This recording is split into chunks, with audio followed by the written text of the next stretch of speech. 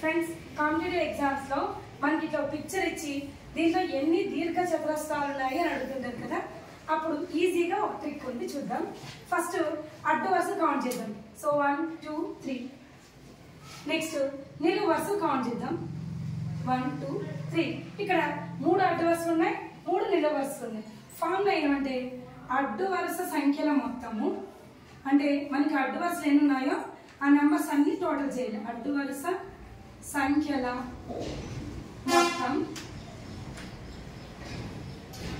Into నిలువ వరుసల సంఖ్యల మొత్తం.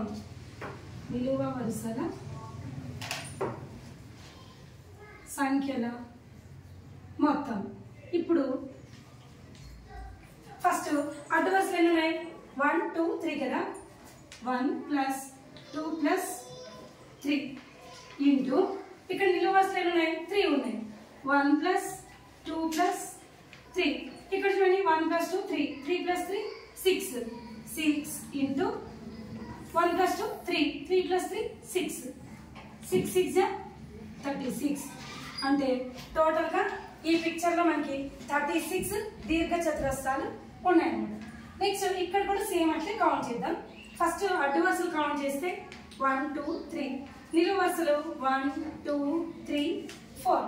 మనకి ఆల్రెడీ ఫార్ములా తెలుసు కదా, అడ్డు వరుస సంఖ్యల మొత్తము అన్నమాట. సో అడ్డు వరుసల సంఖ్యలు ఉన్నాయి 1 2 3.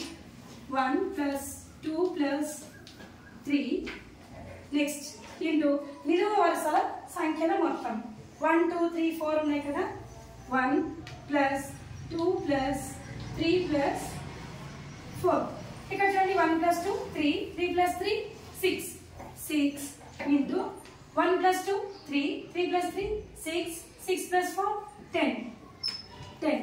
సో 16 60.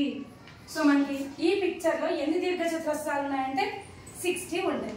ఇట్లనే సేమ్ ఈ ప్రాబ్లంలో ఎన్ని ఉన్నాయో కనుక్కోండి.